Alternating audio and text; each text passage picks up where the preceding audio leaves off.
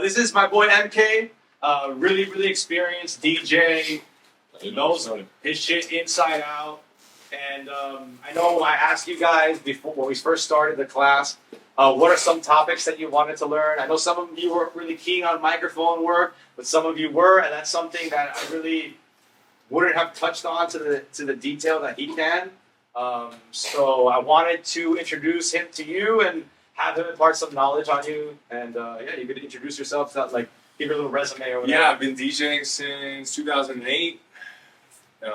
Basically all my life, professionally. Traveled across the country, a lot of venues based out of Miami. So yeah, I've seen a lot of things and done a lot of things in the DJ game. What's interesting about the microphone thing is that's kind of something that's like under taught and like kind of, there's not a lot of resources on it. You can go on YouTube and find lots of great videos on how to beat match and whatnot, but using the microphone in like a DJ setting is kind of something that no one talks about, and it's actually one of the reasons that like a lot of people are scared to use it is because they don't use it, right? You're like, what do I do with this, right? So I think it can be something that you use to like differentiate yourself, and as you get more comfortable with it, it can be used to actually enhance your sets, right? And something I've seen is like it's a great way like to really just separate yourself from maybe another DJ who can DJ well too, but doesn't bring that element of energy on the microphone. So just gonna give you guys a little bit of tips and sort of my philosophy on it, so you can kind of find your own way, right? Like, and grow within that. So I guess it depends on like the genre you guys play. I don't know. Is there like a genre? Is it all just kind of? So our approach here is very much open format Okay, style. Now they pick the style that they want to kind of lean into. So whatever the style is, it's good to just get comfortable with the microphone now, because it's something that people just. I have friends that never use it, and they're professional DJs, and now they're struggling to use it and incorporate it in their lives and their sets. So just grabbing it and practicing with it is important. One of the most overlooked things is like people will practice all day at home, beat matching on their mixers, their controllers. They'll never plug in their microphone at home. The only time they use the microphone is when they get to the gig and they got to say something, and now they sound horrible. Because guess what? You never actually practiced it. So I'm very into mic. Okay, good. I mean, listen, there's genres I like making noise. I like that. I'm not going to ask any more questions about it.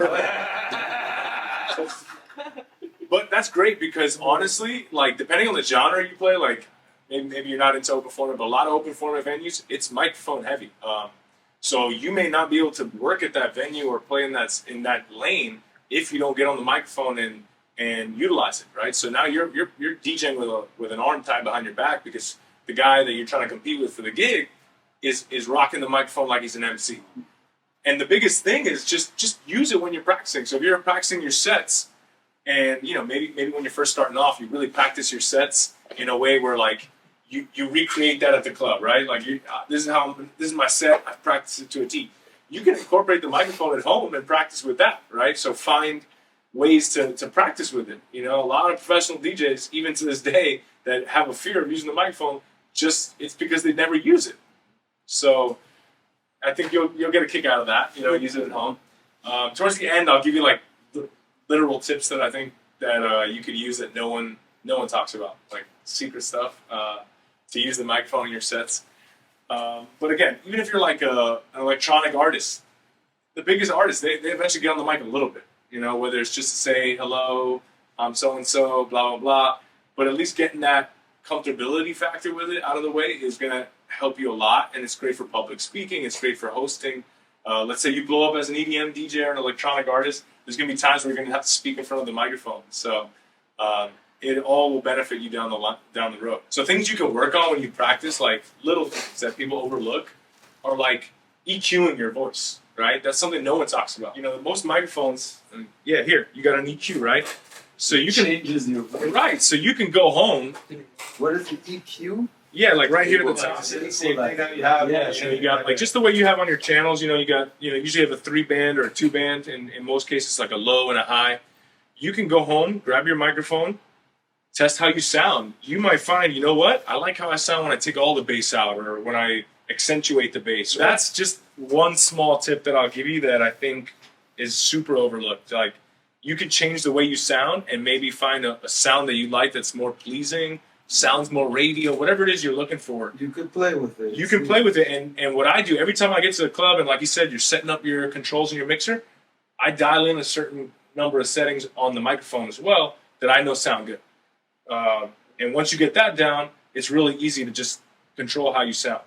Same thing goes with the level, right? When once you know kind of where the level is supposed to be on your mixer with the microphone, you can always make sure that it's going to sound at an appropriate volume towards the compared to the music. Find places in your sets and in songs to speak, right? You don't necessarily need to speak on top of the vocals, right? Like find little breakdowns where the energy may be dipping as it is, that you can then say something to pick the energy up, right? Maybe the song has like an 8-bar breakdown. Perfect spot for you to insert yourself. I don't know what you're going to say. I'm not here to tell you what to say, but that's where you can find a spot. Or maybe it's in a build-up, right? That you can add energy, or right before a drop. I would generally avoid speaking on top of a verse or a chorus, unless you absolutely have to, and there's certain settings where it's appropriate, but I think that's a good spot to look for, right? Okay, this would be a good spot. And when you're practicing at home, maybe you're going to practice speaking on the microphone, and maybe your first gig, you're only going to speak in this one spot that you practice at home. That's okay. That's a start. You don't need to all of a sudden grab that thing and start talking all night, but just getting, your foot out of the door where you're not using it. A lot of DJs don't use it. Just use it once. Set a goal. Say, I'm going to use it once. I've practiced this one spot where I say my DJ name. How's everybody doing? I get the crowd to cheer. Something like that. That's helpful. Find your volume level. It goes along with the EQ. You don't want to be too loud. You don't want to be too low. If people can't hear you, it's not effective.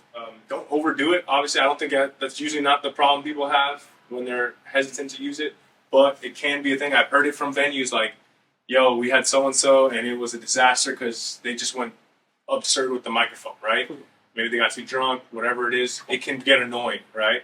So I would definitely avoid overdoing it. Probably won't be an issue for you guys. It's similar to like an effect, right? Sprinkle it in there. It can be used tastefully. Overdoing it, and it quickly can get annoying. Another quick tip people forget, stay on beat. Try to stay on beat when you're talking. So if you're talking on the mic, maybe tap your foot, whatever it is. It's helpful because you'll sound better if you're in rhythm with the song, almost like a rapper, right? So if you're saying happy birthday, shouting out a bottle, if you can kind of just stay on rhythm, if you stay on rhythm with the beat, that's really helpful, and that's overlooked, right? Just stay on rhythm, because if you lower the music and you just start speaking, then you cut it back up, but you're not speaking at the same kind of rhythm, it's going to sound terrible. You can create moments of engagement with the microphone, depending on your level of comfort.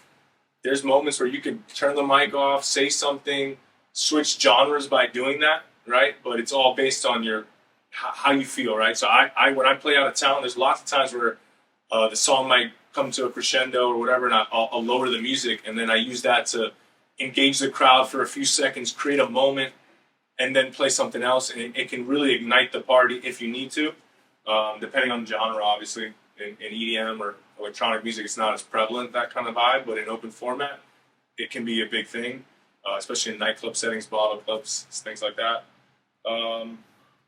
Be mindful of your distance to the microphone, right? Like if you're speaking to the microphone real close, you're going to be louder, but you can also use this as an effect. So as you maybe want to talk more, as you want to project your voice louder, you can pull the microphone back without having to sound as loud and create a bit of an effect using that. So that's something to practice as well at home, just kind of how close or away you are from the microphone. Whether some DJs like to cup it, it's not necessarily like sonically the best move, like a recording engineer would, like, his head would explode if you. Doesn't sound good. But it sounds good sometimes, right? In a club setting, it might sound good having your hand over it. Just gotta play with it. So and also kind of because it traps the outside. It traps the outside sound. It can kind of add like a filtered sound to your voice. So I know lots of I kind of do it too, and it can sound good, right? So I wouldn't record a record like that, but in the sense of just shouting shit out on the microphone or talking to the crowd, it can be really a little tip to make me sound a little more radio or more compressed in a way, muffled in a way, but in a way that's still audible. I prefer to have the mic whenever I can running on the mixer. Some venues hand you the microphone and they have control of it somewhere else. If that's the case, you got to deal with that. But whenever possible, I prefer to have my own control over the volume and how I sound whenever you can. So the other thing is booth monitors. If you're using your booth monitors and you're on the microphone, if you have your booth monitors cranked and the mixer is set to project, to push the audio of the mic out of the monitor, you're going to get a feedback loop because now your voice is coming out, it's coming right back into the microphone. So good just general rule is to turn down your booth a little bit. There's also on like the more advanced Pioneer mixers, you can go in and change it so that the microphone doesn't come out of the booth, but then you can't hear yourself. So that's a whole nother thing sometimes. But in general, if you just turn it down, you'll avoid that feedback, which can sound really awful and like it happens, but it just sounds amateur and it's not pleasing to anyone when you hear that spike in the club. So just turn that down and you'll sound better, and then you can turn it back up.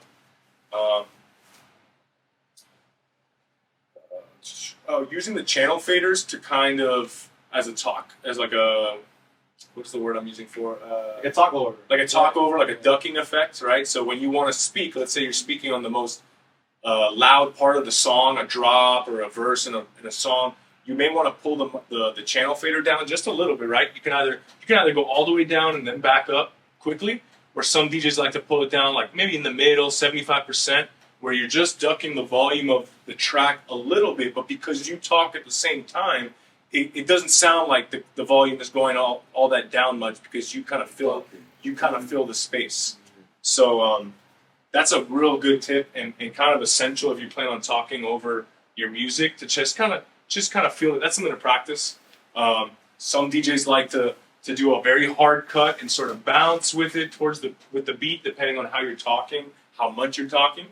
But that's a great little tip to use. And it's kind of essential. You don't want to try to talk so loud over the loudest part that now everything is just crushing the speakers, you know?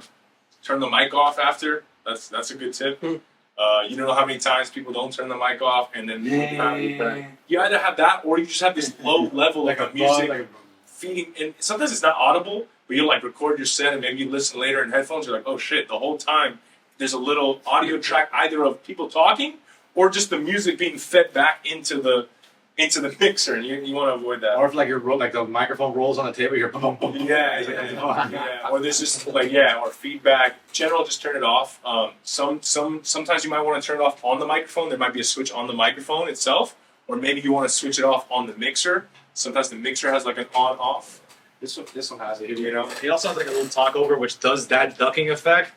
I don't like that, but I personally would avoid that. You do it here. You'd rather do it here. Yeah, because it's like you don't know how much it's gonna obviously like duck it, but sometimes it's not quick enough. Sometimes it's too ducked. You don't really have a fine control over how much it auto ducks. So all of a sudden it might just totally silence, and then it may take a second for that gate to open back up. So I prefer to do it myself. And once you kind of have your feel for it, it's very easy to just duck a little bit. You can even go like 75, 80% where it's barely noticeable, but now you have headroom to speak over without clipping everything in the club. Sometimes people don't speak to the audience; they like speak at them, like as if they're not like if they're not like real people out there. Like they're just almost like speaking into the. I don't even know. Like there's no At the end of the day, there's human beings out there, and you can interact with them and speak to them, and you'll get way more back if you do that as opposed to just. And you're just shouting at them or like saying things you heard that you should say, So I would always be mindful to like speak to the crowd, and you'll get good engagement back as opposed to like DJs that like are maybe not confident on the microphone and they just kind of like yell at people or just say things that don't make any sense for what's going on, but it just seems right, That one I see more often than not. Another tip: just record your sets. So if you record yourself with the microphone work that you're doing, you can then listen back, whether it's live or at home, and you can judge how that sounds. And you'd be surprised, like, oh, that sounds pretty good. Like my levels sound good. I came in well, like things like that. How was that? You know what I wanted to ask? How is that possible? How do you record yourself? Like if you're on a mixer like this, or most controllers, there's most of the time it's going to record that microphone into your set. I'm saying like your set, like how you. Right here, like so for this one, you have Because I don't have USB. Oh yeah, regular. There's a couple ways to do it. Your record box has options sometimes. Serato has Serato. It's a menu on the top. You click on it, you'll see the record button. Sometimes it's in the software. Sometimes it's in the hardware. That's cool. But most of the time, like Serato, I just click record in the software, and it'll record sounds- everything that's coming out of your speaker. So, and it sounds perfect. It's Like you one could for one. actually post it. Oh Like you yeah, could, that's how I post all my sets. Most DJs do the same. You know, it's a little trickier if, let's say, you're only on USBs or something. You'll have to record manually the output somehow, or like you said, there's apps now, and Pioneer's gotten creative with like adding it into different things. So there's ways to do it. You might have to like look it up, but for the most part, sometimes you can record it like out of the laptop or out of the controller.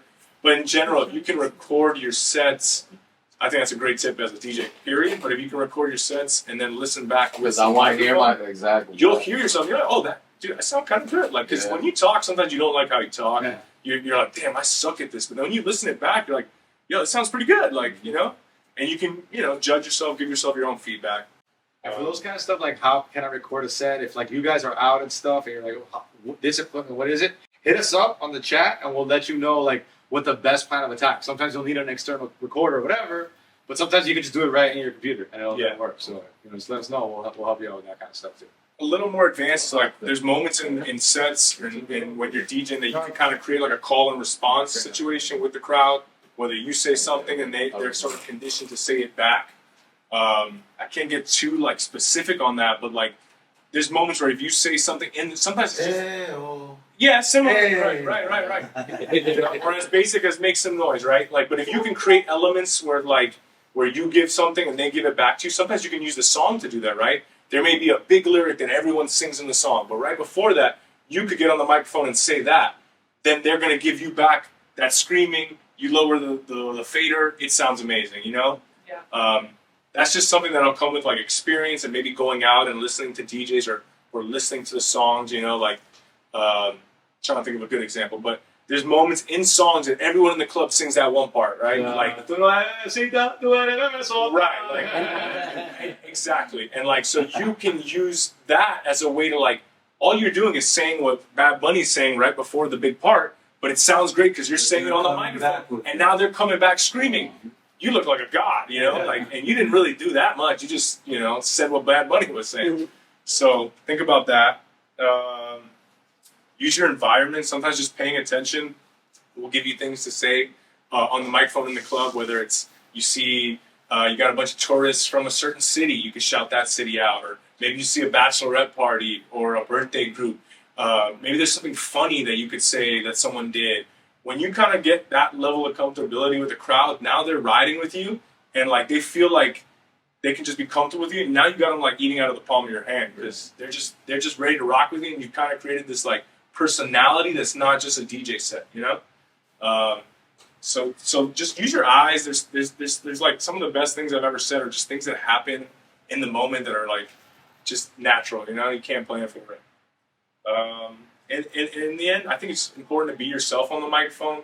Try not to be someone that you're not, or like mimic someone else that's not you, because it'll just come off as not natural. And while I say that, I also think it's important, like, study other DJs that do it well. You don't necessarily need to do what they do, but like you can learn a lot from them, right? How they come in on the microphone, when they talk, how often they talk. Maybe it's not your like specific style, but if you really want to get good, go listen to like a hip hop DJ or a very good open format DJ on the microphone, and maybe you learn like one or two things that you take to your more dancey, housey set, but it works. And now you're blending sort of both worlds, and no one else is doing that. You know, it's cool. So the mic is more to interact with the audience. Yeah, it can be. In a lot of open Not formats. just the set. I'm here to play my set. Well, look, if you're John Summit, then yeah, no, you're probably getting on there and you're saying a couple things, right? But if you're like more in an open format situation, yeah, you can use the microphone to do so much more, and that actually will separate you from like another DJ who maybe just comes and plays records, which is nothing wrong with that, right? But you can. There's an energy level difference between someone that can almost, I mean, you're borderline an MC, right? Like in a way.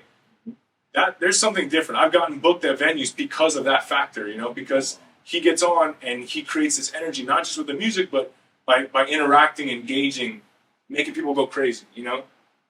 So it's something that's not going to be simple and easy to learn right out of the gate, but I think it's actually way easier to get to than people realize if you just practice at it and study it a little bit, like the way you do DJing.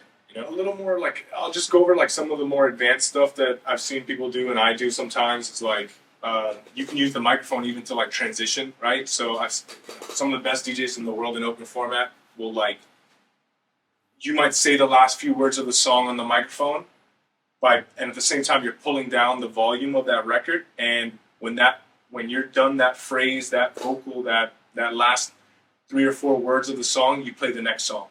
That's like a more advanced thing, but it's kind of like a clean way to transition. Some DJs use it as a crutch, unfortunately, but and I was literally talking about DJ Epps, how he one of the sequences that I always remember of DJ Epps is when he plays All I Do Is Win, everybody hands go up, and he's everybody hands go up, and then all of a sudden dun dun dun dun, as lean back. I remember that like it was yesterday. Yeah. But he does that all like, but it's cool like how you say he incorporates where like he gets the crowd to do something or to sing it back, and when the crowd is busy and getting excited, but then realizes that the music's off, he hits them with another track. Yeah. So using the microphone with those types of techniques tastefully can really elevate your game, right? It takes a little more practice.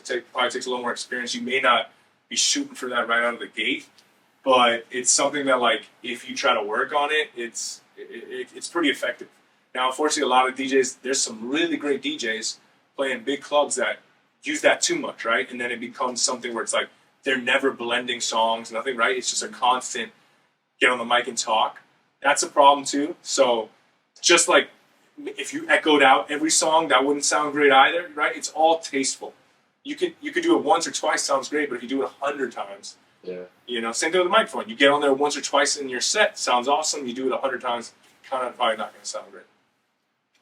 Before I go on, any questions so far about that? I mean, it's pretty straightforward, but what's a good mic to buy? Good answer. I would go ahead, just get like an SM58. Honestly, Sure. It's you don't want a microphone that sounds amazing, right? You just want it to sound the Shure SM58. There's two. There's one that's a little more expensive with the switch. You don't necessarily need that, but could be handy. I have one mic that came with my speaker with it. Sometimes the shittier the mic, the better for these types of things, because it doesn't need to be pristine. Like it might sound better if it has a little like jerk, like it's not quite. Yeah, if it's too plain. Yeah, you want a little character, So I think a 58 you could record vocals with a 58 if you really wanted to, but it's like nice. The regular mic. Yeah, it's when you think of a mic, you're gonna think of a 58. Yeah, exactly. This guy. Yeah, exactly. Yeah, probably like $60-$70 on Amazon. 99 actually. But part of that is like I keep one of those in my bag at all times, at the bottom of my bag. Sometimes I don't take it out for months, but just having it at the bottom of my DJ bag has saved my ass so many times. Whether it's a club that forgot to have one, or there's a situation like, hey, you plug that thing in and you just save the night. So it weighs like nothing. Just you can put a cable in. Now that you say that, it has nothing to do with mic. Is it something to do?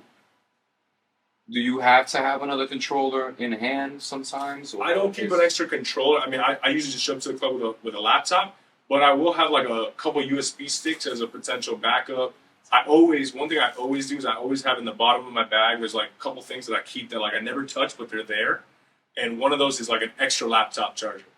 Because is like, there's nothing worse than getting to a big gig out of town, whatever, and you don't have a laptop charger, you are fucked, okay? And like, depending on the time of day where you are, like, you're not getting another one, So, and that could be the difference. I've had, you show up to a private event and you don't have your laptop charger, you are fucked. Yeah. And it's easy to just stick it in there and forget about it, Does the mic connect to any controller?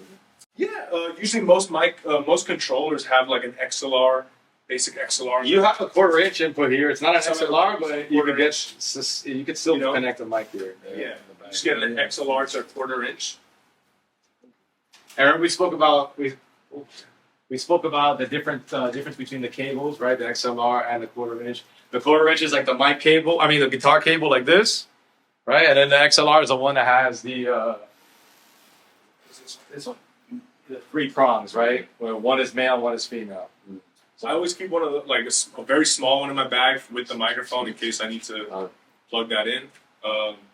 It's helpful. Like there's a lot of situations where you need that. So, in general, yeah, having some redundancies in your DJ bag are good for battery. I just like the peace of mind. You know, I like knowing that no matter what, if I forgot my laptop charger, I got the second. Yeah. I don't have to think about it.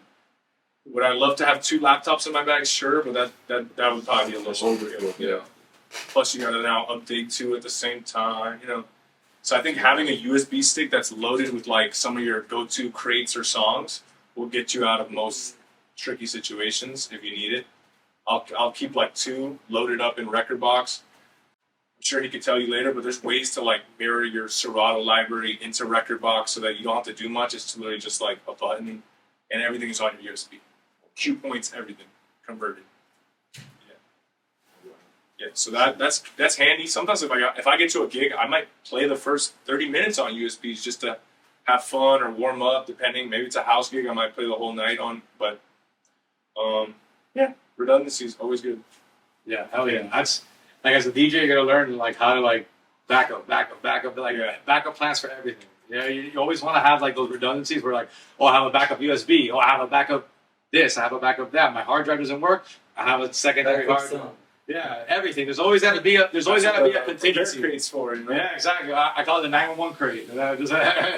We always have to have a contingency plan for pretty much everything, right? Like, and you kind of build that in your head as you keep playing. You know? And with experience, right? You'll make mistakes where you will show up and you won't have something, and then I promise you'll never make that mistake again. Exactly. Called it a backup box. Yeah. Yeah, you always want to make sure that everything's like any backup or any secondary or anything repeat thing that you have is in your bag all the time. Like an extra battery. Like if you're doing private gigs and you're controlling a microphone, extra batteries. Yeah. Or an extra charger or an extra USB. Definitely a bunch of USB cables. I mean, they weigh nothing. Oh yeah. I'll have like 4 in my bag just in case. You know. One of those things with like just USB cables, like a USB-C to USB-B, or adapters, maybe a couple of adapters, you know, dongles, all that shit. Yeah. Headphones, I'll just keep 1 pair. If I forget them, I can get by. It's not ideal, but you know, I guess you could always throw like a pair of like wired Apple earbuds in there, you know, just in case, right? Worst case, you could use those. Kind of a vibe, you know. Damn. You know, there's an aesthetic to it. Yeah, I've seen someone do that. Oh no, it's humor. There's people now that are like rocking like the earbuds to the gym now. You know, like all right. Crazy. What else? Oh, when it comes to the microphone too, one thing before I finish is it's also venue dependent, right? Some venues don't want you to use a microphone, right? So I think it's definitely something to feel out when you get there, whether it's in your research or you could ask them. Some don't have one plugged in. That might be your message. Hey, it's not that kind of venue. So, something to consider. There's plenty of venues that I play at where it's like, don't plug one in, don't use one. We don't do that. You know, less that you got to worry about. But you definitely want to check in on that before you play the gig. You know, and then also like some nights you just may have noticed the crowd's not into it, right? Like musically, they just want to be listening to music. They're not feeling like engaging with you on the microphone. That happens sometimes. You know, so you'll feel it out. All right, you know what? Tonight I may not. You know.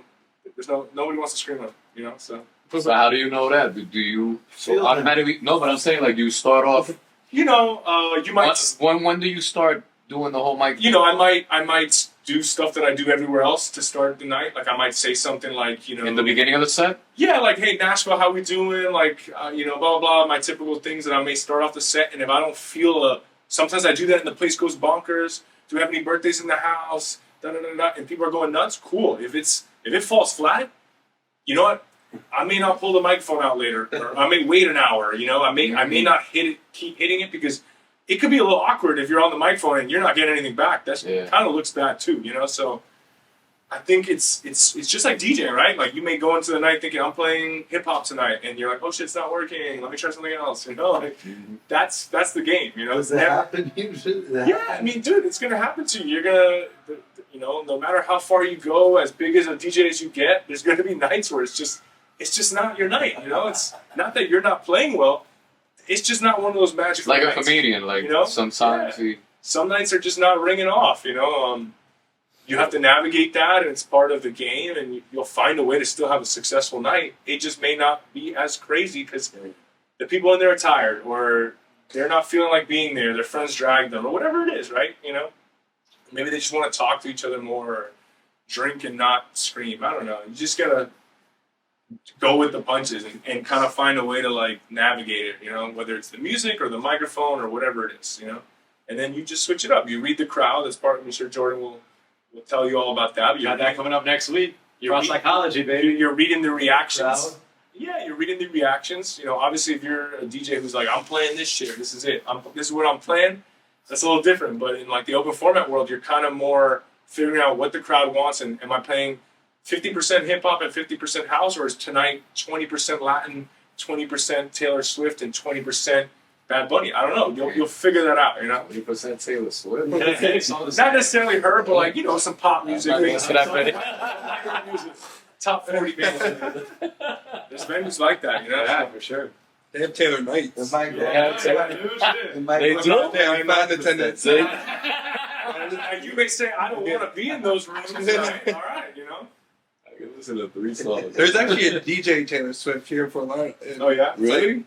I don't know. I saw some flyers like DJ fucking Taylor Swift. And Jesus stuff. And Christ. all he plays is Taylor Swift. Season, Yeah, like killing it. It's Like, all the crowd is full of Cashing, Swifties. Yeah. I Swifty. forget where I saw it. I was like, oh my god. cashing in before the lawyers come after him. Hell yeah. Yeah, so that's about it for the microphone. The number one thing if you take away from this is if you don't feel comfortable with it, if you're not into it, just practice with it, because that's something that no one really told me when I first started, and you just kind of assume like that guy's a god on the mic, I suck, that's how it is. Like it's not like that. It's a muscle that has to be worked out just like any other, and the more you grind at it, you can get a lot better, and that could be the difference, you know. So try to practice with it. You know, pick it up, use it. If you have a gig that lets you use it once, use it twice the next time, 3, whatever. At home. Get on a stream, maybe interact with people on the stream. This man right here streaming. That's a great way to Good luck getting it set up. That's oh my, talk about a lot of cables. Yeah. But that's a good way to interact, right? You know, and learn to interact, because in some ways it's kind of what you do in the club. You know, Yeah. it's sort of similar. Oh, this person just bought a bottle. I gotta interact with them. This person just donated $10. I gotta interact with them. You know, it's the same shit. So. You feel the people. Then. Yeah, that's what we do. We're entertainers. We're there to create a vibe, create an energy, be the life of the party. And the more you can add to your skill set, the more successful you'll be. Thank you. Excellent. Yeah. DJ MK, everybody. Thank you. Follow him on social media. He's Yeah, if you guys have any questions, happy to answer questions, anything like that.